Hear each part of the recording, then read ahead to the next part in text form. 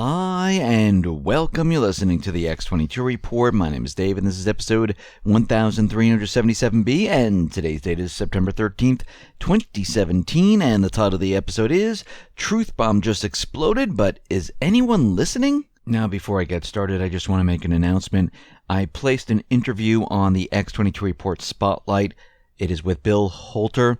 All you need to do is go over to X22 Report Spotlight on YouTube. You can see the video there, or you can come over to the x22report.com site, scroll down a little bit, look over to your right hand side, you'll see the interview on the website, or you can go to Steemit. All you need to do is go to steemit.com/x22report. It will bring you right to the interview, and you can play it right on the site. Let's get into the economic collapse, political and geopolitical news. Now, over the many years, we talked a lot about the Affordable Care Act, which is also known as Obamacare, and we can see at this point that Trump's push to repeal Obamacare, well, it didn't work. And Obamacare, well, it's imploding on itself. We can see a lot of the co-ops, they are completely closing. The insurance is completely unaffordable. People just cannot pay the premiums. The deductibles are very, very high. And now it seems that there's a new bill that is out there put out by Bernie Sanders. And this bill is to create a universal Medicare program. And this is going to be like a single-payer proposal, which is going to be introduced to Congress. Now, I believe this was their plan all along, to get everyone dependent on the government and to use this universal type of program to get everyone on board. And it looks like Obamacare might have been the stepping stone to get everyone to this position. And the bill starts by sweetening the pot for seniors who may be wary about welcoming the rest of the country into their warm pool. It eliminates copays and deductions, except for name brand drugs when generics are available, and adds dental, vision, hearing aid coverage to Medicare where it didn't exist before. And we could see right now at the same time, people aged 0 to 18 would be eligible for coverage in the first year. In year 2, the eligibility age would be lowered to 45. The next year, it would drop again to 35. In year 4, the age restriction would be eliminated. And we can see they are trying to push this right now, and we'll have to see where this goes. We see that the Senate Intel panel, well, it looks like they slipped a sentence into the bill that risks spying on U.S. citizens. Now, last month, the Senate Intelligence Committee branded WikiLeaks a non-state hostile intelligence service in a throwaway sentence in the annual intelligence spending bill. The sentence doesn't officially prescribe any actions related to this, but it was put in there on purpose. And there are growing concerns about the clause's legal ramifications, particularly given its lack of specificity on what it's proposing. And we can see right now that CIA Chief Mike Pompeo, he was out there trying to go after WikiLeaks. We know Jeff Sessions was trying to go after WikiLeaks. And we can see that any crackdown on WikiLeaks by the U.S. government would likely center on trying to censor media outlets covering the leaks.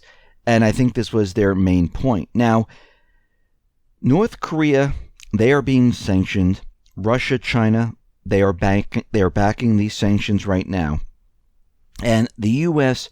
could impose economic sanctions on China. Now, we mentioned this before, but Steve Mnuchin is out there saying that, we might basically cut off trade with China. Now, this would be absolutely ridiculous. Remember, Washington runs a $350 billion annual trade deficit with Beijing. China also holds $1 trillion in U.S. debt, which amounts to 28% of U.S. Treasury bills, notes, and bonds held by foreign governments. And we see that if this does happen, this is not going to work out for the United States. The United States, because we get a lot of the products from China, this will be a problem. Now, they're also saying that they might cut off the SWIFT payment system. Now, remember, China and Russia, they've been working on an alternative payment system.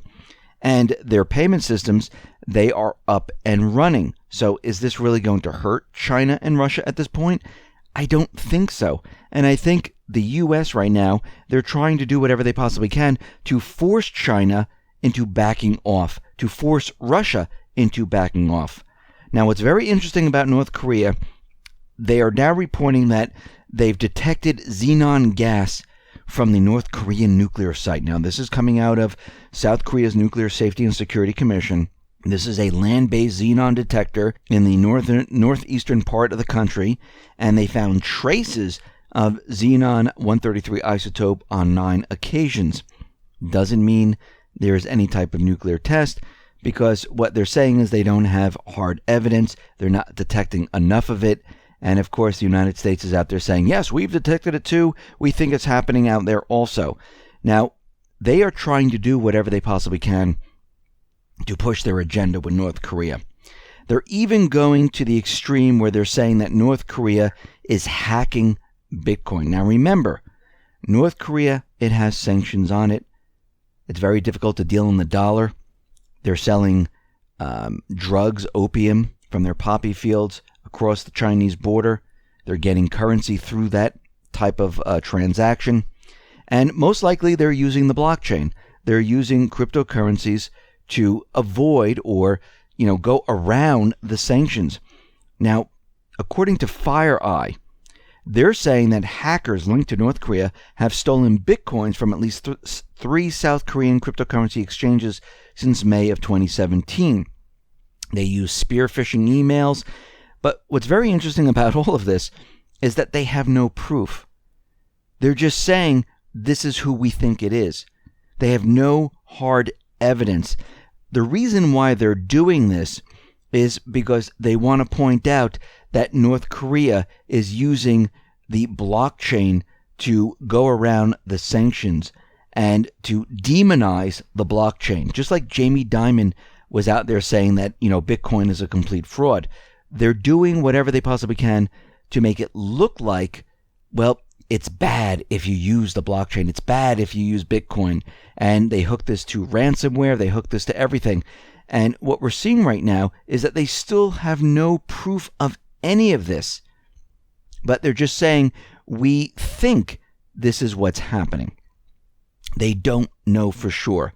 And most likely, they're going to find out that it was someone completely different. Just like with Sony Pictures, it was a disgruntled worker. North Korea never hacked Sony Pictures, but they wanted everyone to believe this. Now, we see that the North Korean government, through Russia and China, they want to speak to the United States. Russia, Deputy Foreign Minister Sergei Rybakov, is saying that the United States, they don't want to speak to North Korea. And we could see at this point that the United States, the cabal doesn't want to speak to North Korea. They want war with North Korea. They want an invasion with North Korea. And they're going to keep pushing this agenda until the very end. Now, something very interesting happened. There was a bombshell joint report. It was issued by 2 international weapons monitoring groups, and it confirms that the Pentagon continued to ship record-breaking amounts of weaponry into Syria and Iraq, and that the Department of Defense is scrubbing its own paper trail.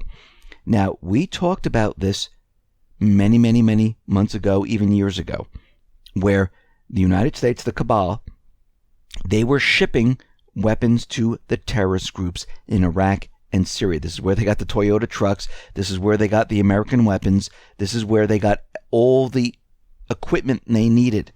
And now we come to find out that the Organized Crime and Corruption Reporting Project and the Balkan Investigative Reporting Network produced conclusive evidence that not only is the Pentagon currently involved in shipping up to $2.2 billion worth of weapons from a shady network of private dealers to allied partners in Syria, mostly, and they were selling a lot of Soviet weaponry and a lot of American weaponry, but is actually manipulating the paperwork to hide everything they've been doing. And they're showing the evidence before what the paper looked like and after what the paperwork looked like.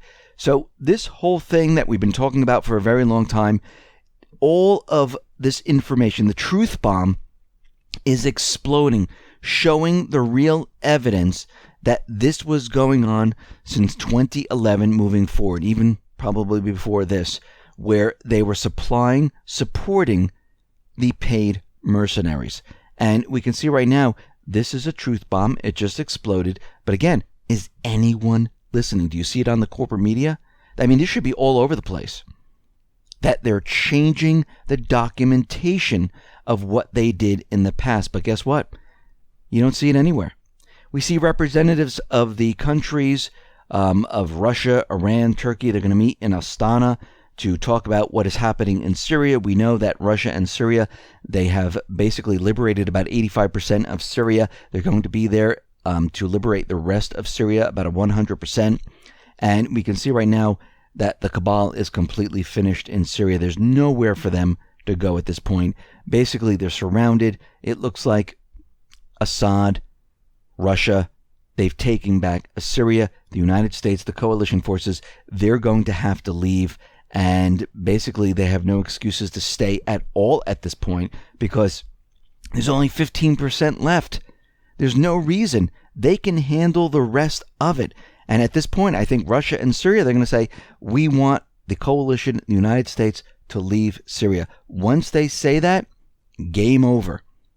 Now, we understand that the FBI was out there, and we reported on this yesterday, and they were telling all the private corporations to move away from Kaspersky and go with other U.S. vendors.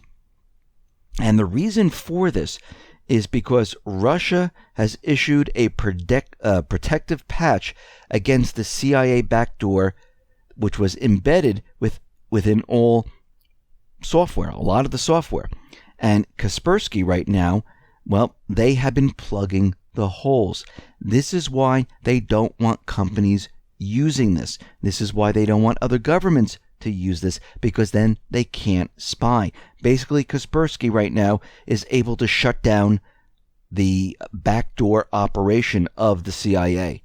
And we see that Putin is out there, and he's saying, listen, he has called on IT companies in Russia to use domestically developed software, saying we cannot trust the software from the United States because the CIA has their hands in there. And right now, Russia, well, they only develop about 30% of their software. The rest is coming from everywhere else. And China, the same thing. And what we're going to see is they're going to ramp up developing more and more of their own software. But we could see it right now. They're plugging up, they're finding the backdoors, and they're shutting them down. This is why there was such a big call from the FBI to tell the private companies, hey, you don't want to do this. So really, the private companies, if you're using Kaspersky, I would continue to use it because, and this is my personal opinion, because it shuts down the back doors where the CIA can spy on you. And we know that the CIA from Vault 7 has the ability to get into all your systems. It's embedded in your chips. It's embedded in Microsoft, Google, Yahoo, Twitter, Facebook, you name it, they can get into it. So what we see happening right now is that China, Russia, they are standing up to the bully, which is the cabal, which is the United States, and they're saying enough is enough, we're shutting this down. Now, out in Russia, in Moscow, it looks like there was a lot of major bomb threats. Schools were being evacuated, shopping centers were being evacuated, train stations were being evacuated, and this was all done around 9/11, which is very interesting, to scare Russia. And the same thing happened here in the White House, and it looks like they're trying to keep the scare level to its height. And who knows, maybe they're sending a message to Putin, lay off, or something big is going to happen. Nothing did happen, but it was a scare tactic which they've been using. So where does the cabal stand right now? Well, we see a lot of truth bombs being exploded right now. More and more evidence is coming out. The Middle East is lost, which means it's a threat to the petrodollar, and the economy is rapidly deteriorating. The central bank of central banks has already said, listen, this is going to be worse, or it's more dangerous than 2007, 2008, and we can see that everything is starting to fall apart. There is nothing left unless they do something big. There's a big event maybe in North Korea, because what else do they have left? They really can't do an event in Syria. It wouldn't even make sense at this point. They're not going to do anything in Ukraine, most likely. The only place that they're building this up is North Korea, with them coming out with propaganda about xenon gas, them coming out with propaganda that the North Korea already has a ballistic missile, which is completely untrue. They have a medium-range missile. They're coming out with the fact that they created 100 kiloton, and now the United States is saying, no, it's 250 kilotons. They're just making up numbers to scare everyone because they have nothing left. They have to show that North Korea is coming after us. And they've done this with the Islamic State. They've done this with Al-Qaeda. This is what they do. They use scare tactics to scare us into saying, yes, we need to do this. But once again, we're catching on. We know what they're doing. We know what they're up to. And guess what? We're not going to let it happen. So at this point, we can see the economy's coming down. The cabal, they are in a huge amount of trouble. The corporate media, which is the mouthpiece for the cabal, they're running into trouble. And we're going to start to see everything start to fall apart slowly but surely as we move forward. Now, this doesn't mean that the collapse is not coming. The economy is in terrible shape. The crash will be coming. There will be a major reset. Everything is going to transition from the west to the east because we've been seeing this happen.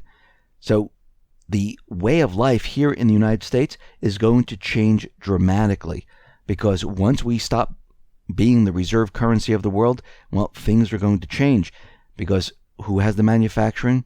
Who has the gold? It's not the United States. It's the countries out in the East, and they're going to control everything. We already see this happening. They're standing up to the United States in the UN. They're vetoing. They're dictating what they want done. And as they get more and more confident, as they keep pushing, they're going to say, you know something? We're not taking this anymore. And we're already seeing this. So everything is still on track to crash. The cabal is losing their power. Their agenda is going down the tubes. And this is why you need to be ready for what is coming, because we're going to be going through this transition period, and we don't know how long it's going to be. It could be 6 months, 8 months. Some people are saying 2, 3, 4 years. We don't know how long it's going to be, but this is the whole point of it. You need to be ready for any period of time, and if you haven't started to prepare, you should prepare now. If you've been preparing, continue to prepare, because eventually it's all going to come down, and you're going to be very happy that you have these supplies. Listen, everyone, thanks a lot for listening. Be well, be safe, and especially be prepared. Thanks a lot.